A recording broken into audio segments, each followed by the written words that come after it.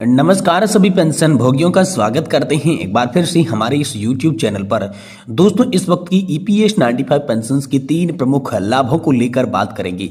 जहां दोस्तों 1000 रुपए से 7500 रुपए तक की पेंशन जानिए आखिरकार आप सभी को किस तरीके से देखने को मिलेगी। जहां दोस्तों EPS 95 पेंशन को लेकर 3 प्रमुख लाभ जो है इसके बारे में बात करने वाले हैं।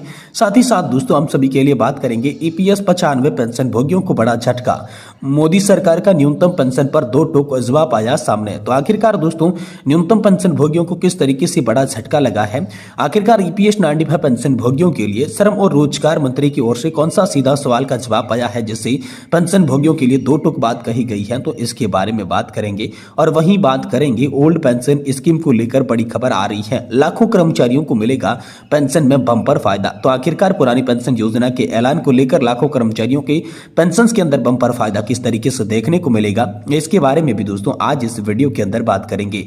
यानी कि दोस्तों अगर आप केंद्र सरकार के पेंशन धारक है, राज्य सरकार के पेंशन धारक है या फिर प्राइवेट सेक्टर में काम कर रहे EPS 95 पेंशन धारक है, तो दोस्तों आप सभी के लिए आज की प्रमुख बड़ी खबरों की चर्चा करेंगे। इसलिए आप सभी से निवेदन है कि दोस्तों आज की इस वीडियो को आप लास्ट तक देखिएगा और साथ ही हमारे चैनल पर नई है तो चैनल को भी सब्सक्राइब जरूर कर दीजिएगा। तो चलिए बिना किसी देरी के संपूर्ण खबरों को आज की इस वीडियो के अंदर सही सटीक और तथ्यों पर आधारित आप सभी को दे देते हैं। पहली बड़ी खबर की बात करें, EPS पेंशन की 3 प्रमुख लाभ, रुपए 1000 से रुपए 7500 तक पेंशन, जानिए कैसे। जी हां दोस्तों, भारत सरकार ने EPS 95 को कर्मचारी भविष्य निधि संगठन के तहत आने वाली पेंशन योजना के उद्देश्य को लागू किया है। ये योजना उन कर्मचारियों के लिए है जो कि संगठित क्षेत्र में काम करते हैं और EPF का हिस्सा है। EPS 95 पेंशन योजना का मुख्य उद्देश्य सेवानिवृत्ति के बाद कर्मचारियों को एक नियमित आय प्रदान करने का था। इस योजना के तहत कर्मचारियों को न्यूनतम 1000 रुपए से लेकर अधिकतम 7500 रुपए तक की मासिक पेंशन मिल सकती है।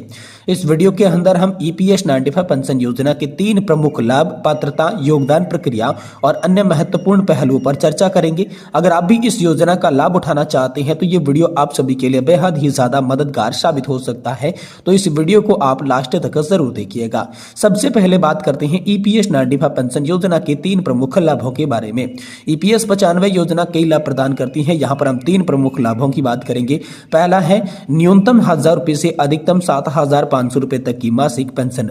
जी हां दोस्तों, EPS 95 के तहत कर्मचारियों को उनकी सेवा अवधि और अंतिम वेतन के आधार पर मासिक पेंशन दी जाती है।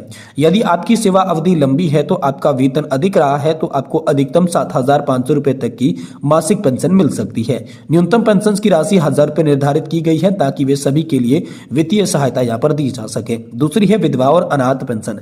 जी हाँ दोस्तों, इस योजना का दूसरा बड़ा लाभ भी है कि परिवार की सुरक्षा दी जाती है। यदि कर्मचारियों की मृत्यु हो जाती है तो विधवा को आजीवन पेंशन दी जाती है और इसी के साथ साथ बच्चों को 25 वर्ष की उम्र तक अनाथ पेंशन का भी फायदा इसमें देखने को मिलता है। साथ ही तीसरी है रिटायरमेंट के बाद वित्तीय स्वतंत्रता, यानी कि EPS 95 योजना रिटायरमेंट के बाद कर्मचारियों को वित्तीय स्वतंत्रता प्रदान करती है। यह सुविधा यहाँ पर सुनिश्चित करती है कि कर्मचारी अपनी बुनियादी जरूरतों को पूरा कर सके और किसी पर निर्भरता यहाँ पर कर्मचारी की न हो सके। यानी कि दोस्तों हम सभी के लिए बात करें तो EPS 95 के तहत न्यूनतम पेंशन 1000 रुपए से अधिकतम 7500 रुपए की मासिक पेंशन, इसके अलावा विधवा और अनाथ की पेंशन और रिटायरमेंट के बाद वित्तीय स्वतंत्रता को लेकर आप सभी के लिए बहुत ही महत्वपूर्ण और इंपोर्टेंट खबर आ चुकी है। दोस्तों अगली बड़ी खबर की बात करें तो EPS 95 पेंशन भोगियों को बड़ा झटका, मोदी सरकार का न्यूनतम पेंशन पर 2 टूक जवाब। जी हां दोस्तों, कर्मचारी पेंशन योजना 1995 के तहत अन्य विशिष्ट बकाया के साथ न्यूनतम पेंशन के संबंध में सुप्रीम कोर्ट का कोई आदेश नहीं है। EPFO अधिकारियों को कृत्य को न्यायालय के या पर खिलाड़ियों की तरह माना जा सकता है। सरकार द्वारा EPS 95 न्यूनतम पेंशन के संबंध में लागू कार्यवाही का क्या मतलब है, यहाँ पर जो है अरविंद गणपत सामंत में श्रम और रोजगार मंत्री से समाजवादी पेंशन पर पूर्ण रूप से प्रश्न पूछा गया। जी हां दोस्तों, कर्मचारी पेंशन योजना 1995 के तहत न्यूनतम पेंशन 7500 रुपए की मांग की जा रही है। साथ ही ऑटोमोबाइल्स और मेडिकल को जोड़ने की भी मांग हो रही है, यानी कि DA को लेकर और साथ ही मेडिकल को लेकर। इस पर सरकार का सवाल आया है। लोकसभा में सरकार से सवाल पूछा गया कि EPS 95 पेंशन भोगियों के लाभ को लेकर यहाँ पर न्यूनतम अरविंद गणपत राव ने श्रम और रोजगार मंत्री से प्रश्न सीधा पूछ लिया।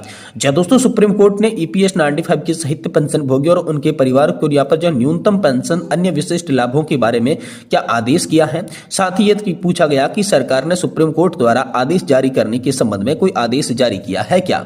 ईपीएस 95 ने सरकारी पेंशन भोगियों की संख्या सहित इसके संबंधी नाम क्या है। यदि हाँ तो सुप्रीम कोर्ट के आदेश को लागू करने और क्या क्या कारण है। क्या ईपीएफओ अधिकारियों के कार्य को कोर्ट के फैसले के आधार पर माना जा सकता है। यदि हाँ तो सरकार द्वारा इस संबंध में क्या कार्यवाही की गई है और इसका ढांचा क्या है। इसको लेकर दोस्तों हम सभी के लिए बड़ा सवाल जो है लोकसभा के अंदर पूछा गया।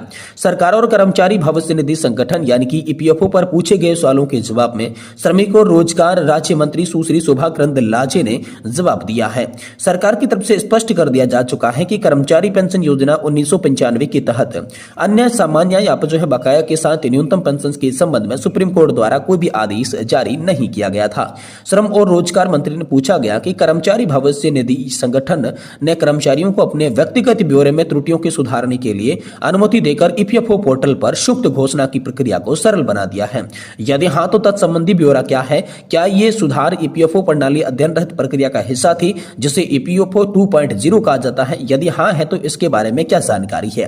क्या शुरू की जाने वाली प्रणाली ईपीएफओ 3.0 में ईपीएफओ की तुलना 2.0 की तुलना में अधिक लाभ होंगे। यदि इससे अधिक लाभ होंगे तो इसके बारे में क्या जानकारी है और क्या यह प्रणाली ईपीएफओ की कार्यभार को कम करेगी। यदि हाँ तो इसके बारे में भी जानकारी दी जाए। तो दोस्तों श्रम और रोजगार राज्य मंत्री सुश्री शोभा करंदलाजे ने उत्तर दिया, जी हाँ, नौकरी बदलते समय सदस्य की भविष्य निधि में अंतरण की प्रक्रिया में संशोधन किया गया है जिससे कर्मचारियों को अपने व्यक्तिगत विवरण में त्रुटियों को स्वयं सुधारने की अनुमति दी गई है। बशर्ते उनका यूनिवर्सल अकाउंट नंबर सदस्य पहचान संख्या आधार से जुड़ा हुआ होना चाहिए। ईपीएफओ नियमित रूप से अपनी मानक संचालन प्रक्रियाओं में संशोधित करता है ताकि उनके सदस्यों के लिए जीवन की सुगमता और कर्मचारी भविष्य निधि संगठन और प्रकीर्ण उपबंध अधिनियम 1952 के तहत शामिल प्रतिष्ठानों के लिए व्यापार करने में आसानी और भी सुनिश्चित की जा सके।